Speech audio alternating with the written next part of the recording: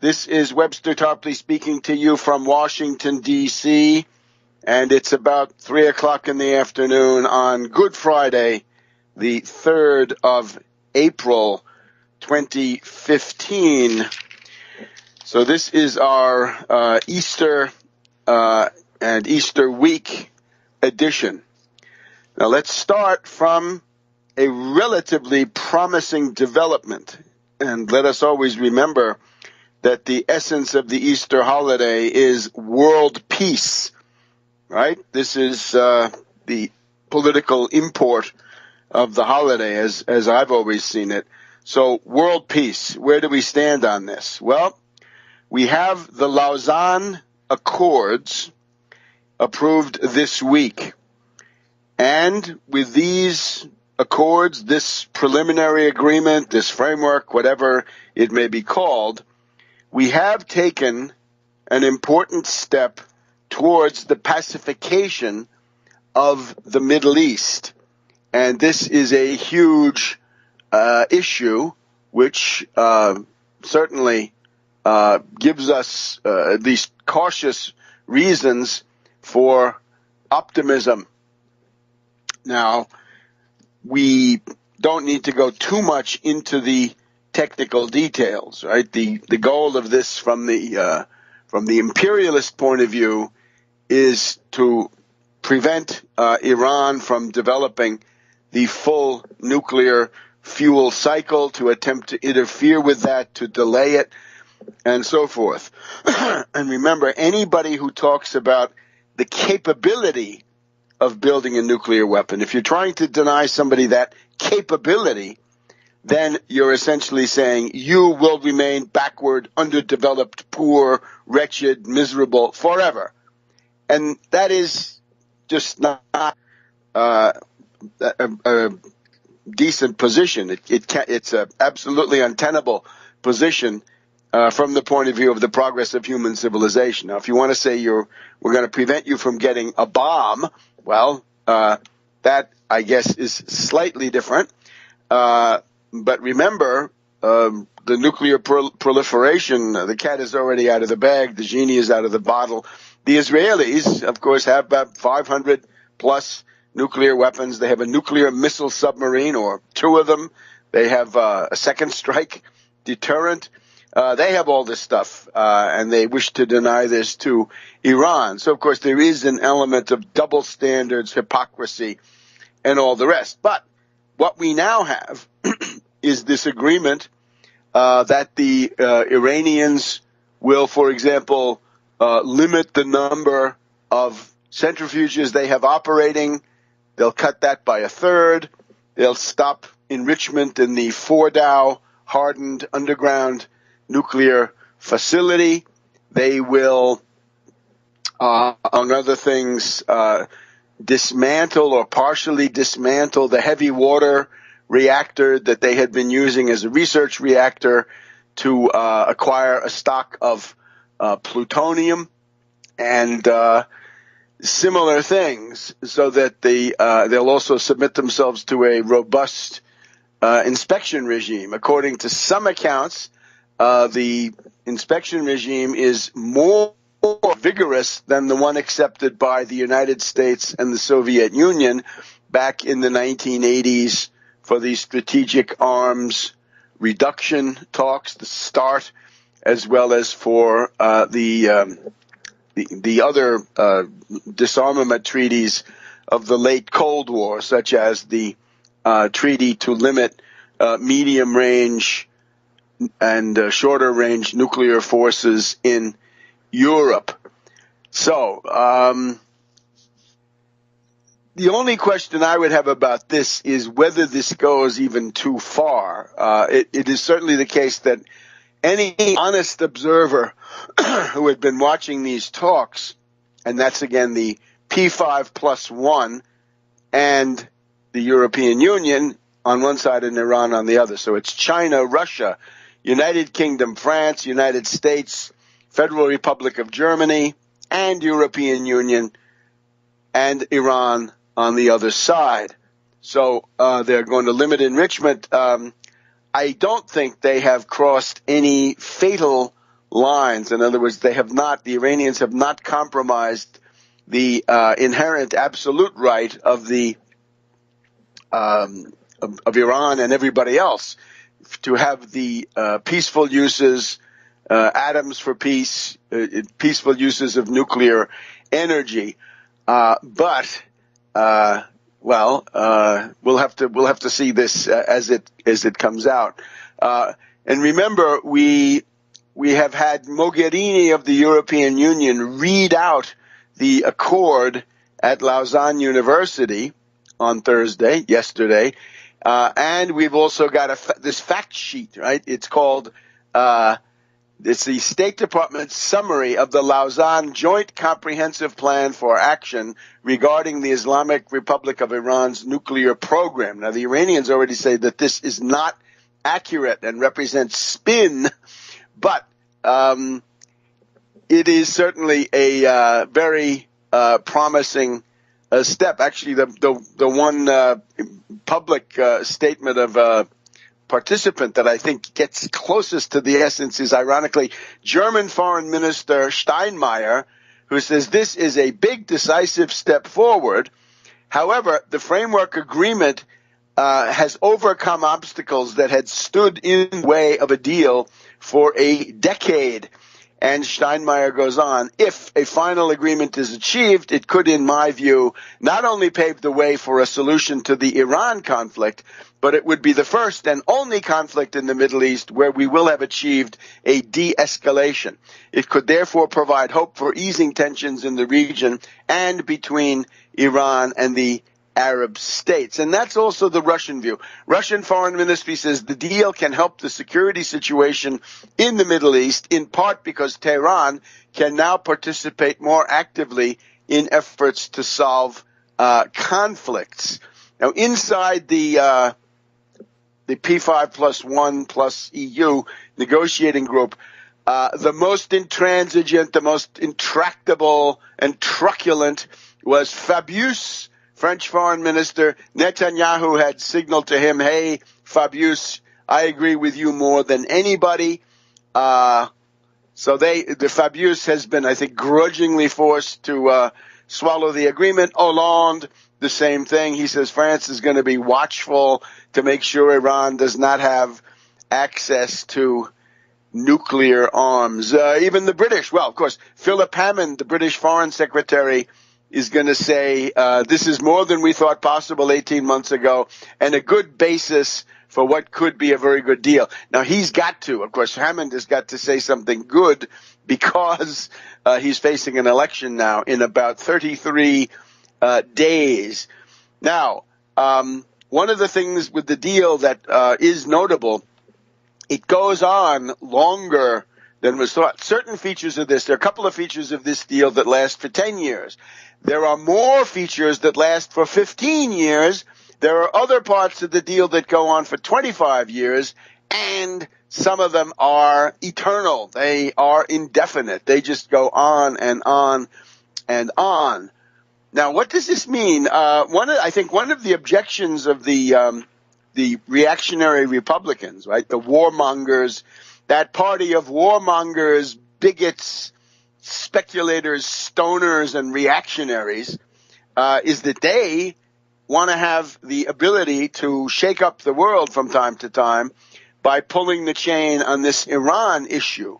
If this deal goes through, if this reaches ratification in 3 months, at the end of June, with the technical details, the Republicans will have lost this lever for their own demagogic success by threatening the peace of the world. Back in a minute. Welcome back to World Crisis Radio. This is Webster Tarpley reporting from Washington, D.C. In order to keep up with all of this, go to tarpley.net. And the Tax Wall Street Party has now launched, as of several weeks ago, a daily briefing. In other words, a short communication for guidance in political activity. What's the main thing going on? What you should do if you want to be world historical, if you want to make a difference, if you want to be effective, get that morning briefing. And the one way to get it is to become a member of the Tax Wall Street Party. Go to the appropriate websites and you'll see it. And I contribute as much as I can to this morning briefing of the Tax Wall Street Party, the United Front Against Austerity. And the current one, the one for today, is support the Lausanne Nuclear Accord as an important step towards war avoidance and hit those isolated warmongers hard. Because right now what you've got is the American Republican Party, Netanyahu and his Likudniks, and Saudi. You got the Dark Ages monarchies of the Persian Gulf, Arabian Gulf, the Gulf. And against them, the world. Once again, we said it, right? United States, United Kingdom, France, Germany, China, Russia, European Union, half the world right there. What is it that Netanyahu thinks he knows that Russia doesn't know? Russia is closer to Iran than he is. What is the point of this? And of course, from the American point of view, we absolutely reject anybody's attempt to drag the United States into a catastrophic war over this issue, which now is susceptible to being solved. So Iran retains the right to enrich uranium for power reactor and research reactor purposes. Iran pledges not to enrich any uranium up to the level required for nuclear weapons. Enrichment at the Fordow hardened underground site will be suspended. Enrichment will be limited to Natanz, and the Arak heavy water reactor will stop producing plutonium. Intrusive inspections up and down the line. Centrifuges go from 19,000 to a little over 6,000. Some of these will be stored under the supervision of the International Atomic Energy Agency, which is, of course, a UN agency. Now, the pacification of the Middle East now becomes something at least of hypothetical possibility, so we have to push forward. Clearly, what we're going to have here in the United States is a prolonged battle. If you want to look at historical precedents, I would compare it to the battle over the Treaty of Versailles, the ratification of the Treaty of Versailles, proposed by Woodrow Wilson and eventually rejected by the U.S. Senate because of the League of Nations provision. Now, I'm not making any comparison about the merits or the contents, just that this will now be a big event with the American people, perhaps finally, yet already coming forward to say something about their own future. Do you want catastrophic war? Well, if you don't, you better get busy. It's time to smash these reactionary Republican warmongers who think that they're going to feather their own demagogic political nests by sending your children yet again into some meat grinder in the Middle East. No, no, no. The American people are sick of war. And again, it's the Republicans, the Likudniks, and the Saudis. That's quite a group. Against the world. So, the subsidiary point is that this whole sanctions business. I remember I walked into the Russia Today studio here, and it was April 1st. I think it was 2010. And they said, oh, Russia has agreed to vote sanctions against Iran. And I said, that must be an April Fool joke. Well, this was the Medvedev era, so not so good. And it was not an April Fool joke. But I would say right now, after the farnetications and antics and posturing of the U.S. Senate, this sanctions regime would collapse. In other words, if the U.S. does not approve this, that sanctions regime will collapse for whatever that's worth. Russia, China, and even some European countries will say, to hell with you. You, U.S., did not bargain in good faith. You have let these Republican lunatics run wild. Tom Cotton, the new Metternich. Bob Corker, the new Talleyrand, right? The great diplomats of the 19th century, born again in the form of these Republican lunatics and warmongers. So this will be a big political issue. It will be a political issue in the 2016 elections. The American people are sick of war.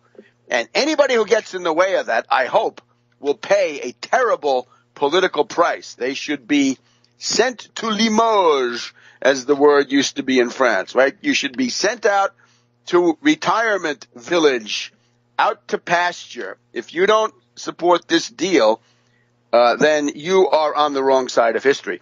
The other one is, what's the comparison in terms of contents and the positive effect? It is the Limited Nuclear Test Ban Treaty of August 1963. You remember that Kennedy, rightly shocked by how close the world was to ultimate destruction in the Cuban Missile Crisis of October 1962, Kennedy then came out with the Limited Nuclear Test Ban Treaty. He ordered the State Department, including Averell Harriman. Averell Harriman, a satanic individual in my book, was nevertheless forced to grit his teeth, because otherwise he would have been out. So he made the deal. And this is the United States, the Soviet Union, and Great Britain saying that they would not test underwater, in the atmosphere, or in outer space. As at that point, the technology did not allow the powers to distinguish between an earthquake and an underground nuclear test.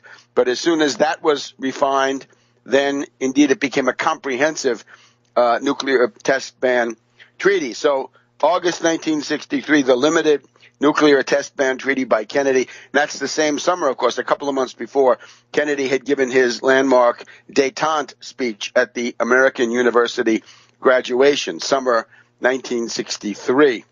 Kennedy was killed in a very short time. This reminds us, Obama, watch your security. This circus, this grand guignol with the Secret Service must stop. Heads must roll. Fire the top 3 levels of leadership. Get somebody in there you can trust. Watch out for Gulf of Tonkin. Watch out for false flag. And World Crisis Radio. Webster Tarpley here in Washington, D.C. Now, the term of comparison is the Lausanne Accords of this past week and the Limited Nuclear Test Ban Treaty of August 1963. The significance of the Kennedy-backed Limited Nuclear Test Ban Treaty was that this was a turning point in terms of everything.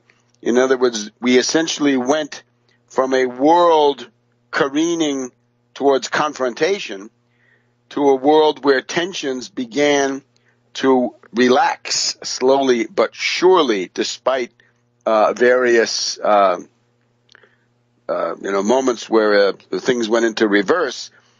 Even though it's not linear and it's not constant, the overall tendency after that nuclear test ban treaty is towards pulling back from this hair trigger on nuclear war that we had seen in 1962. So the hope would therefore be that the entire U.S. Iranian, European Iranian, and world Iranian relation could be transformed and head towards various kinds of constructive activity. Naturally, the economic possibilities are huge. Another group that is against it are people who want to keep the price of oil high, because if Iran comes back online, the price of oil is going to go down even further, and that will, of course, be beneficial for the world economy, but bad for various oil companies, shall we say, and for those speculators who are long oil with their derivatives. So watch out for that. So once again, check Obama security. Check for Gulf of Tonkin, August 1964 events, military provocations. Watch out for false flag events. Don't believe any of that stuff. Extreme skepticism, extreme vigilance. Now, look at the reactionary Republicans. They're all against it. Their master, Netanyahu, has spoken, and they all agree, and they hate Obama, and they don't give a damn about the future peace and security and the well-being of the United States. These are scoundrels. They are demagogues and scoundrels. That's my word for the reactionary Republican Party. They are a disgrace. They're a threat to the peace of the world, and they're now thoroughly isolated because they're not just arguing against Obama. They're arguing against the PERM 5 plus 1 plus EU. Again, half the world right there, or more, depending on what you're counting. So it's time to get busy.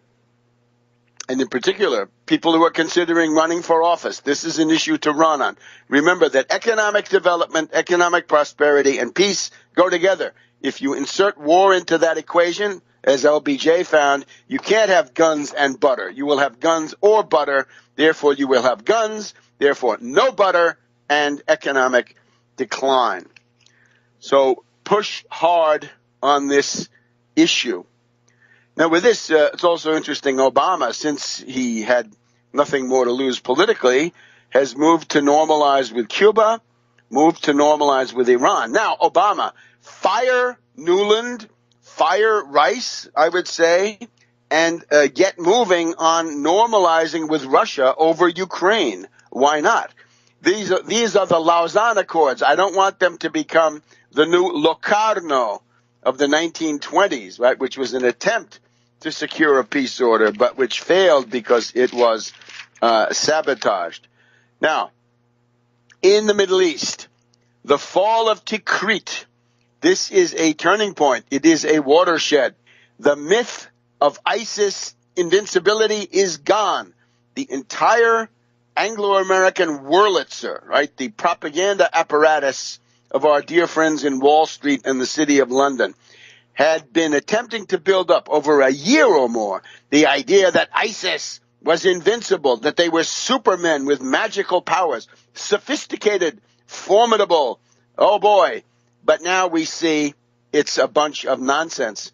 The Iraqi army ran away. Why? The Iraqi army has a tradition of being bribed. They were bribed by the U.S. way back in 1991 to run away. They've been bribed by the Saudis. So more recently, just in the past year, it was bribes from the Saudis, from Qatar, from the Emirates, and so forth that got those Iranian generals to run away, and therefore the resistance collapsed. You can hear the sour grapes. They don't dare come out and say, boo-hoo, our ISIS asset is being smashed up by the bad Iraqis. They do, of course, complain about the Iranians taking part. And they do, of course, complain about the Shiite militias. But the sour grapes, you can hear it between the lines. And how dare they? They've been telling us ISIS is the end of the world, chaos, delirium, the collapse of everything, hell gapes. Well, along comes the Iraq army, some Iranian advisors, and some Shiite militias. And suddenly the big issue is, oh, will they go on a killing spree and so forth? This is simply a propaganda line. ISIS, I guess we can compare it to Tamerlane in some sources. Timur Lang, right? Timur the Tartar. You know who it is. In the around 1400, or slightly before, this meteoric rise, right? ISIS has had a meteoric rise, just like Timur the Tartar, Tamerlane. But then, as soon as it reaches its maximum extent, it begins to collapse back together. So that, I think, is quite possible, provided that the pounding keeps up. But in the meantime, we've now got the Houthi forces from northern Yemen fighting against the Saudis, right? We're told today that the Saudis have bombed the Russian consulate in Yemen. Bad idea. Don't do it, you Saudis, right? The Saudis are courting disaster. And maybe this is the way that the Saudi regime will pass from the page of history, to coin a phrase, right? That the regime holding Riyadh and Mecca will pass from the page of history. They may. Remember in the bombing of Serbia in 1999, the attack on the Chinese embassy and consulate was a big, big deal. This is another very big deal, and we'll see some reactions. But in the meantime, everybody in the Middle East except Oman, by certain counts, is now at war. Whole nuclear fuel cycle to attempt to interfere with that, to delay it, and so forth. And remember, anybody who talks about the capability of building a nuclear weapon, if you're trying to deny somebody that capability, then you're essentially saying you will remain backward, underdeveloped, poor, wretched, miserable forever. And that is just not a decent position. It's a absolute. This is Webster Tarpley speaking to you from Washington, D.C., and it's about 3 o'clock in the afternoon on Good Friday, the 3rd of April, 2015. So this is our Easter and Easter week edition. Now let's start from a relatively promising development. And let us always remember that the essence of the Easter holiday is worldly untenable position from the point of view of the progress of human civilization. Now, if you want to say we're going to prevent you from getting a bomb, well, that, I guess, is slightly different. But remember, the nuclear proliferation, the cat is already out of the bag, the genie is out of the bottle. The Israelis, of course, have about 500 plus nuclear weapons. They have a nuclear missile submarine, or 2 of them. They have a second strike deterrent. They have all this world peace, right? This is the political import of the holiday, as I've always seen it. So world peace, where do we stand on this? Well, we have the Lausanne Accords approved this week. And with these accords, this preliminary agreement, this framework, whatever it may be called, we have taken an important step towards the pacification of the Middle East. And this is a huge issue which certainly gives us at least cautious reasons for optimism.